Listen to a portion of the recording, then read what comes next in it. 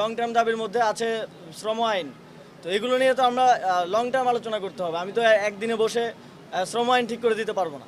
আমরা গত কয়েকদিন ধরেই এই শ্রমিক আনরেস্ট নিয়ে আমরা মালিক পক্ষ শ্রমিক পক্ষের সাথে একাধিক সভা করেছি। আমার শ্রম মন্ত্রণালয় হয়েছে, স্বরাষ্ট্র মন্ত্রণালয় হয়েছে এবং আমাদের শিল্প উপদেষ্টা তিনিও কথা বলছেন।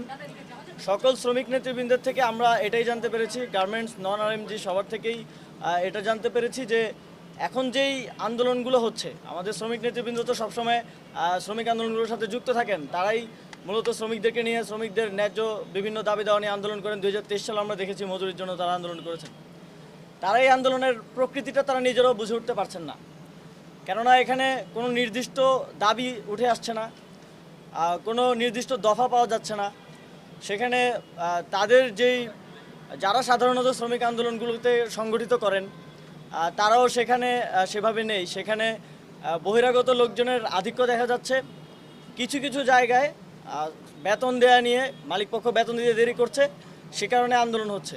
আর কয়েকটা স্পেসিফিক ফ্যাক্টরি আছে যেখানে মালিকপক্ষ পালিয়ে গেছে, সেখানে কিছুটা আনরেস্ট হয়েছে। সেগুলোকে আমরা অ্যাড্রেস করছি। সেগুলোর জন্য সরকার সফট লোনের ঘোষণা দিয়েছে এবং সেটার পরিধি আরও বৃদ্ধি করা হবে। তবে এই ছোট ছোট স্পেসিফিক কয়েকটা জায়গায় আনরেস্টকে কেন্দ্র করে যেই জায়গাগুলোতে ফ্যাক্টরি ক্লাস্টারগুলো আছে, সেখানে দেখা গেছে যে বহিরাগতরা এসে এবং বেকার যুব সংঘ নামে কয়েকটা, যারা কখনোই আগে আসলে শ্রম এরিয়ার মধ্যে কোনো আন্দোলন করেনি, এসে গাড়ি ভাঙচুরের মতো ঘটনা ঘটাচ্ছে। শ্রমিক নেতারাই আমাকে বললেন যে তারা ওখানে হেঁটে এসেছেন এবং ওনারা দেখেছেন যে হেলমেট পরা, হাফ প্যান্ট পরা, যারা সাধারণত টোকাই আর কি, যাদেরকে টাকা দিয়ে বিভিন্ন প্রোগ্রামের জন্য করা হয়, ভাড়া করা হয়, তাদেরকে সেখানে দেখা গেছে। আমরা শ্রমিক নেতৃবৃন্দের সাথে কথা বলেছি। আমরা তাদেরকে বলেছি যে আপনাদের শ্রমিকদের যে ন্যায্য দাবিগুলো আছে সেগুলো নিয়ে আমরা অনেকগুলো লং টার্ম দাবি আছে, যেমন বেতন বৃদ্ধি, লং টার্ম দাবির মধ্যে আছে শ্রম আইন। তো এগুলো নিয়ে তো আমরা লং টার্ম আলোচনা করতে হবে। আমি তো একদিনে বসে শ্রম আইন ঠিক করে দিতে পারবো না। তো তারাও এটাতে একমত হয়েছেন এবং তারা বলেছেন যে শ্রমিকদেরকে তারা এই বোঝাবেন তাদের জায়গা থেকে, এবং যারা বহিরাগত আছে, যাদের এই শ্রমিকদের সাথে কোনো সম্পর্ক নেই, শিল্পের সাথে কোনো সম্পর্ক নেই, তাদেরকে তারা সেপারেট করবেন। এবং আমরা স্পেসিফিকলি যারা জুট ব্যবসা নিয়ে সন্ত্রাস করছে সেখানে, এবং যারা বিভিন্ন আওয়ামী লীগের লোকেরা যেই সিন্ডিকেটগুলো সামলাতো তারা তো সেগুলো ছেড়ে চলে গেছে, এখন যারা দখলের পায়তারা করছে এবং এসে সেখানে সন্ত্রাস করছে, তাদেরকে এবং যারা বহিরাগত আছে তাদের বিরুদ্ধে সরকার কঠোর ব্যবস্থা নেবে, এটা গতকালকে আমরা বলেছি। এবং এখানে স্থানীয়ভাবে আওয়ামী লীগও আছে কিছু জায়গায়, এবং কিছু বিএনপির স্থানীয় নেতৃবৃন্দেরও আমরা সংশ্লিষ্টতা পেয়েছি। বিএনপির কেন্দ্রীয় নেতৃবৃন্দের সাথে আমাদের এই বিষয়ে কথা হচ্ছে, যাতে তারা তাদেরকে নিবৃত্ত রাখেন।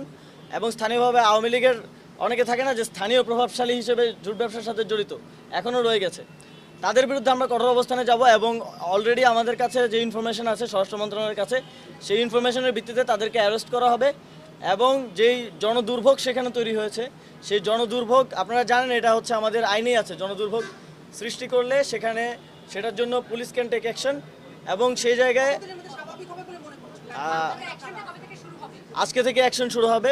পুলিশ সেখানে কোনো প্রকার হার্ম হয়, ক্ষতি হয় এমন কোনো অ্যাকশন নেবে না, তবে রাস্তাগুলো খালি করার জন্য তারা যথাযথ অ্যাকশন নেবে। এবং যারা ইন্ধন যোগাচ্ছে, এখানে অনেকেই আমি যেটা বললাম বহিরাগত এবং যারা জুট ব্যবসা দখল নিয়ে সন্ত্রাস করছে, স্পেসিফিকলি তাদেরকে অ্যারেস্ট করা হবে।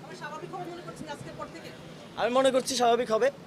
এবং আমাদের শ্রমিক নেতৃবৃন্দ আমাদেরকে আশ্বস্ত করেছেন যে তারা যারা শ্রমিকরা আন্দোলনে আছে তাদেরকে বোঝাবেন এবং তাদের সমস্যা সমাধানে আমরা আরও বৈঠক করব, আরও সেই সমস্যা সমাধানের জন্য মালিক পক্ষ শ্রমিক পক্ষ মিলে এগিয়ে যাব।